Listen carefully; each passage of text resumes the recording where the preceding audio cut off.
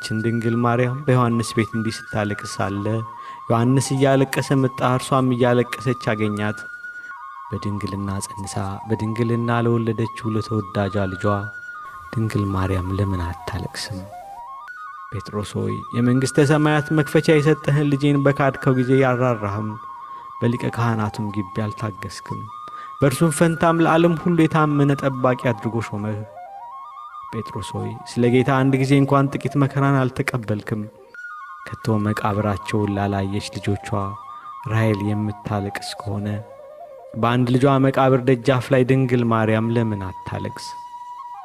ዮሴፍ ወንድሞች ወንድማቸው ዮሴፍን በሸጡት ጊዜ አለቀሱ፣ ተጸጸቱ።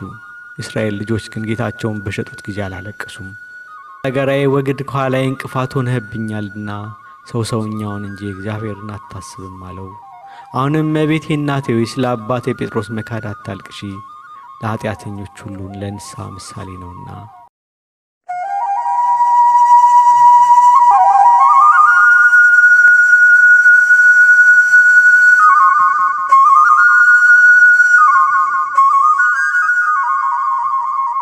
ዓርብ መዓልት በ3 ሰዓት የእናታችን የድንግል ማርያም ሐዘን።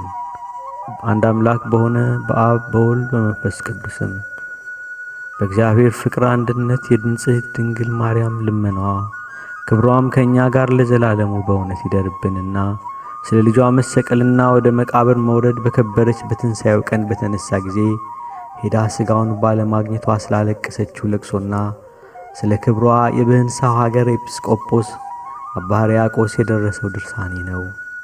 ወዳጆቼ ሆይ የአባቶቻችን አለቃ ያዕቆብ ልቅሶ ዛሬ ታደሰ አለ። በድንግልና ጸንሳ በድንግልና ለወለደችው ለተወዳጇ ልጇ ድንግል ማርያም ለምን አታለቅስም? መከራ ስለተቀበለችበት ድንግል ማርያም ለምን አታለቅስም? የድንግልና ጡቷን ላጠባችው ድንግል ማርያም ለምን አታለቅስ? በቤተልሔም በበረት ስለወለደችው ልጇ ድንግል ማርያም ለምን አታለቅስ? በማኅፀኗ 9 ወር ከ5 ቀን ለተሸከመችው ተወዳጅ ልጇ ድንግል ማርያም ለምን አታለቅስ? ከቶ ወልዳ ላልሳመቻቸው ልጆቿ ራሔል የምታለቅስ ከሆነ እንደ ሰው ሁሉ በብብቷ ለተሸከመችው ልጇ ድንግል ማርያም ለምን አታለቅስ? ከቦታ ቦታ ይዛ ላልተሰደደችባቸው ልጆቿ ራሔል የምታለቅስ ከሆነ ከአገር አገር አዝላ ለተሰደደችበት ልጇ ድንግል ማርያም ለምን አታለቅስ? ከቶ መቃብራቸውን ላላየች ልጆቿ ራሔል የምታለቅስ ከሆነ በአንድ ልጇ መቃብር ደጃፍ ላይ ድንግል ማርያም ለምን አታለቅስ? የባለ መልካሙ ጽሕም ሽማግሌ ያዕቆብ ልቅሶ በብላቴናይቱ ድንግል ዘንድ ዛሬ ታደሰ። ወንድሞቹ ባሰሩት ጊዜ ያዕቆብ ወደ ዮሴፍ አልተመለከተም። ድንግል ማርያም ግን ልጇን በእንጨት መስቀል ላይ ተቸንክሮ አየችው። ዮሴፍ በሰፊ ጉድጓድ ውስጥ ሳለ ያዕቆብ በላዩ ያለቅስ ዘንድ ወደ ዮሴፍ አላየም። ድንግል እናታችን ግን በአይሁድ ጉባኤ መካከል ተሰቅሎ ልጇን አየችው። ዮሴፍን ወንድሞቹ ልብሱን ገፈው ሲያራቁቱት ያዕቆብ አላየም። ድንግል ማርያም ግን በጎ ምክር በሌላቸው በአይሁድ መካከል ልብሱን ተገፎ ራቁቱን ሆኖ አየችው። ወንድሞች ሆይ ዮሴፍን በ20 ብር ሲሸጡት ያዕቆብ አላየም። ድንግል ማርያም ግን ይሁዳ ልጇን በ30 ብር ሲሸጠው አየች። አራዊት ባልቀደዱት ልብስና በሌላ ደም ላይ ያዕቆብ አለቀሰ። አምላካዊ ደም ግን ድንግል ማርያም ስለ እርሱ በላዩ የምታለቅስበት በቀራንዮ ዓለት ላይ የፈሰሰው ነው። ድንግል ግን ዛሬ ያየችው ልጇን ያለበሱትን ሌላ ልብስ ነበር። የራሱን ልብስ ግን እርስ በርሳቸው ተካፈሉት። ዮሴፍ ወንድሞች ወንድማቸው ዮሴፍን በሸጡት ጊዜ አለቀሱ፣ ተጸጸቱ። የእስራኤል ልጆች ግን ጌታቸውን በሸጡት ጊዜ አላለቀሱም፣ አልተጸጸቱም። ያዕቆብ ልጆች ወንድማቸው በነገሰ ጊዜ ተደሰቱ። አይሁድ ግን ጌታቸው ከሙታን ተለይቶ በተነሳ ጊዜ ደስ አላላቸውም። ድንግል ሆይ በእውነት በልጅሽ መቃብር ላይ ልቅሶሽ ጣዕም ያለው አሳዛኝ ነበር።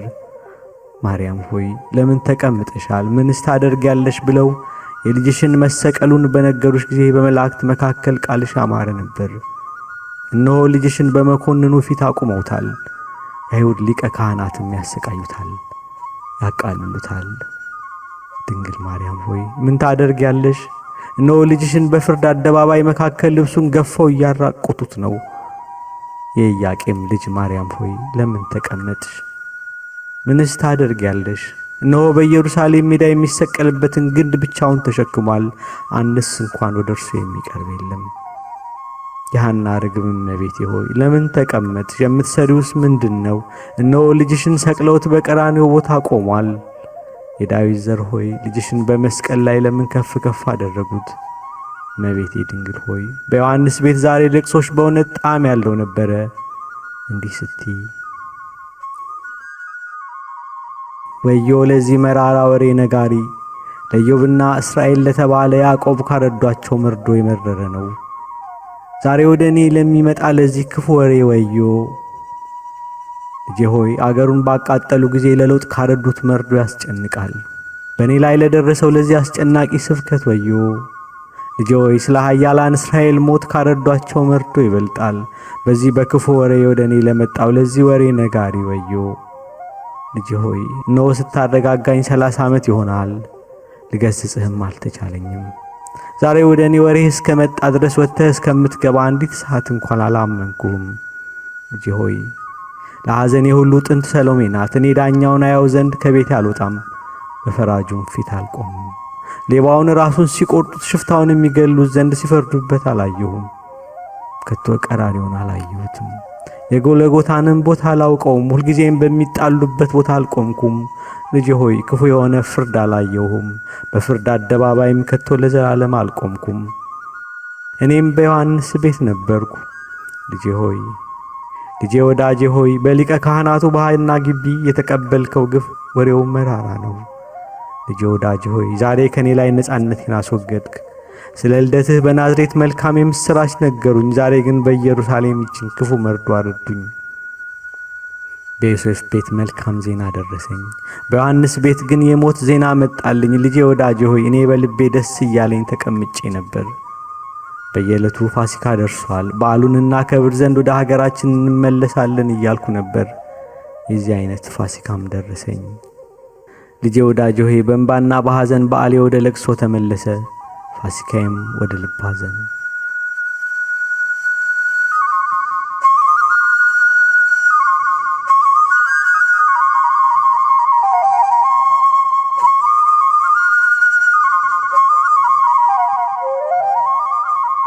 በዮሐንስ ቤት ሳለች ስለ ልጇ የመከራ ወሬ በመጣበት ጊዜ ድንግል እመቤታችን ይህን ለቅሶ ታለቅስ ነበር።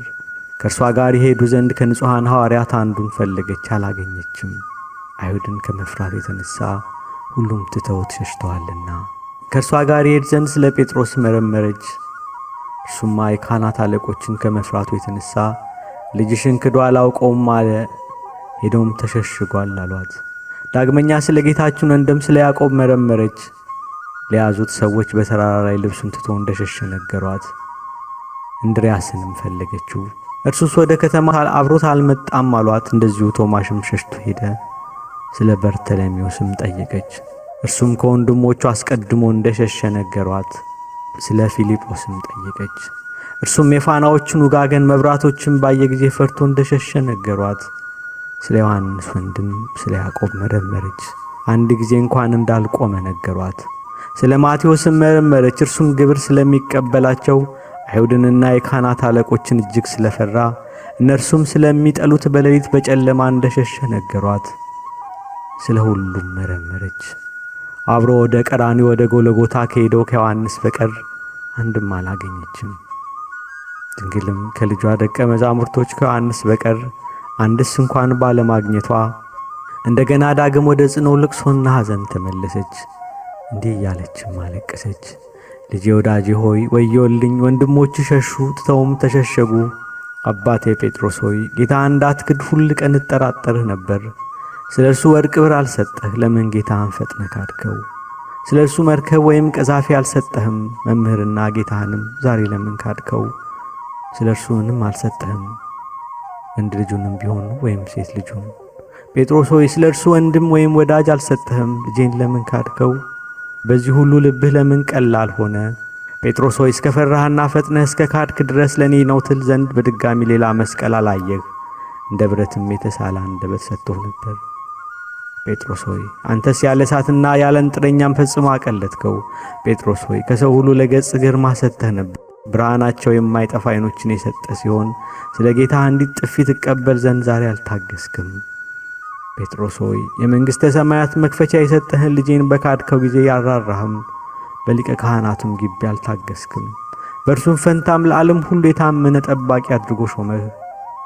ጴጥሮስ ሆይ ስለ ጌታ አንድ ጊዜ እንኳን ጥቂት መከራን አልተቀበልክም። ጴጥሮስ ሆይ ለዓለም ሁሉ አባት ትሆን ዘንድ ሾመህ። አንተ ግን ለልጄ ወንድማማችነትን ፍቅር አላደረግክም።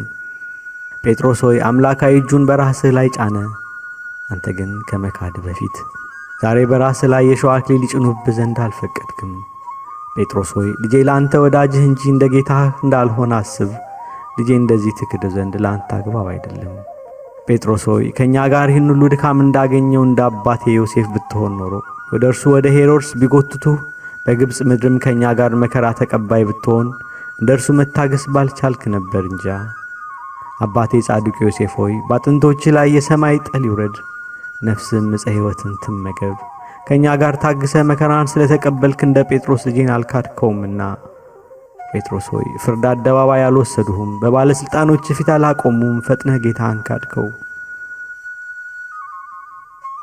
እናታችን ድንግል ማርያም በዮሐንስ ቤት እንዲህ ስታለቅስ ሳለ ዮሐንስ እያለቀሰ መጣ። እርሷም እያለቀሰች አገኛት። ድንግል እመቤታችን ዮሐንስም ስለ ጌታችን ኢየሱስ ክርስቶስ እርስ በርሳቸው እየተላቀሱ ሁለቱም አብረው ነበሩ።